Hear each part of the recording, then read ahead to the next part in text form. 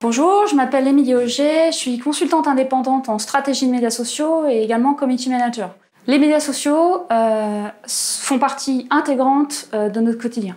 Du lever au coucher, que ce soit devant la télévision, dans les transports en commun ou dans le bureau. Aujourd'hui, on est entouré par les médias sociaux, on les utilise de manière permanente et notamment grâce au smartphone. On utilise les médias sociaux à la fois pour partager des contenus. Donc aujourd'hui, sur les médias sociaux, on peut partager à la fois du texte, de la vidéo, des liens ou des images, mais on les utilise aussi pour interagir avec son réseau de contacts et plus particulièrement son réseau d'amis, sa famille et ses proches. Mais on utilise aussi les médias sociaux pour interagir avec les contenus et donc ça peut prendre la forme d'un like, d'un commentaire, d'un partage ou même d'un retweet si on est sur Twitter. Alors quand on parle de médias sociaux, on a tendance à les associer à tout ce qui relève du personnel et du privé.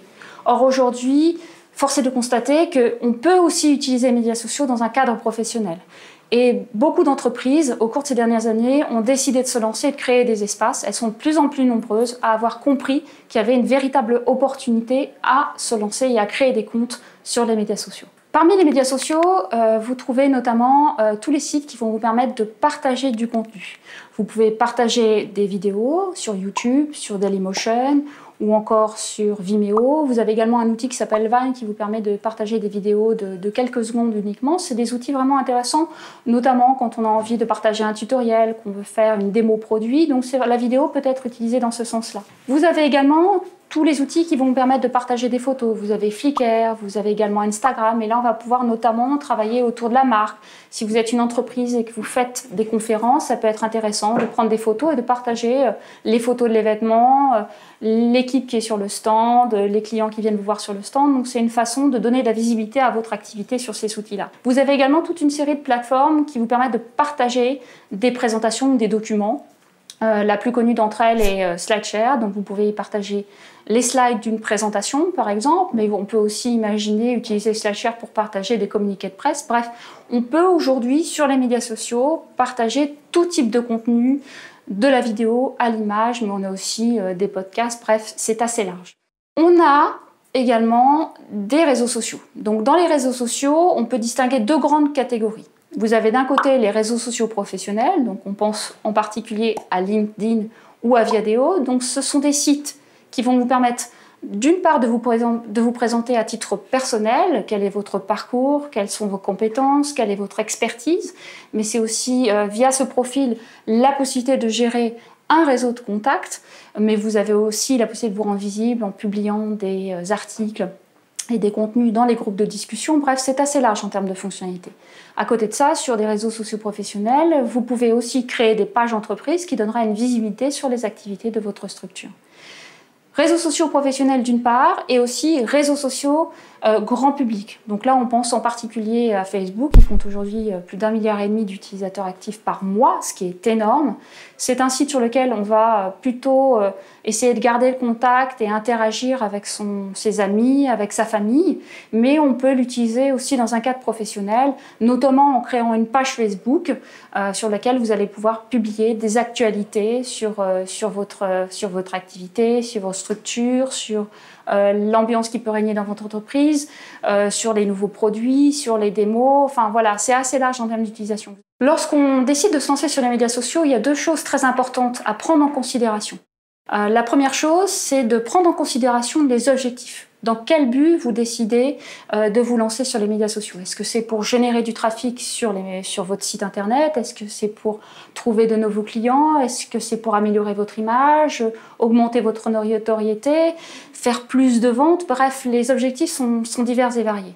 La deuxième chose qui est très importante, c'est de bien penser, bien définir sa cible idéale. À qui on s'adresse? Ces deux choses sont importantes. Pourquoi? Parce qu'en fait, selon les objectifs que vous allez vous fixer, selon l'audience que vous avez décidé de cibler, certains médias sociaux seront plus adaptés que d'autres. Deux exemples. Si vous êtes dans le secteur de la gastronomie, de la mode ou du design, que votre cible est plutôt féminine, il y a un outil aujourd'hui qui est vraiment incontournable, c'est Pinterest. Sur Pinterest, vous avez plus de 70% des personnes, des inscrits qui sont des femmes. Les sujets clés, c'est la mode, le design et la cuisine. Donc forcément, ce sera intéressant pour vous d'aller sur un tel site. Quand on lance son activité, on a souvent besoin de trouver des partenaires, de trouver des prescripteurs, mais de trouver aussi des ambassadeurs potentiels. Et donc du coup, les médias sociaux, et en particulier les réseaux sociaux professionnels, LinkedIn, Viadeo, vous permettent de développer votre réseau relationnel, votre réseau de contacts, mais aussi de le qualifier et l'animer. Donc c'est vraiment quelque chose d'important, et j'ai envie de vous dire qu'il n'y a pas de bon ou de mauvais moment pour se lancer, le plus tôt et le mieux. Il faut essayer de capitaliser le plus possible pour justement être en mesure d'activer ce réseau le jour où vous en avez besoin.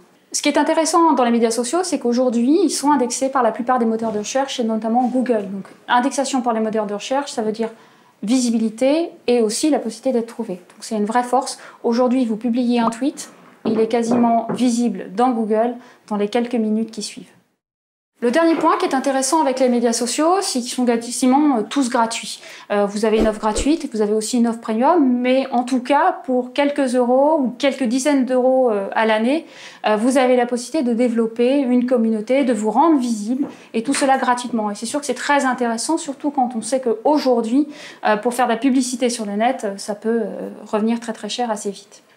Et puis, il y a également Twitter, qui est un outil un peu à part, qui est un outil phare aujourd'hui dont on parle énormément, qui est un outil de microblogging qui vous permet de poster du contenu en temps réel et qui a plusieurs usages. Ça permet à la fois de faire de la veille, donc la veille thématique sur votre secteur d'activité, mais aussi de faire de la veille sur vos concurrents. Et ça permet également, via la diffusion de contenu, de générer du trafic sur votre site internet. Donc si vous avez un blog, Twitter est un vrai canal de résonance et vous permet de gagner en visibilité. N'ayez pas peur, lancez-vous. Il y a un vrai potentiel dans les médias sociaux, donc prenez le train en marche. Ils sont faciles d'utilisation, ils sont souvent gratuits, donc allez-y.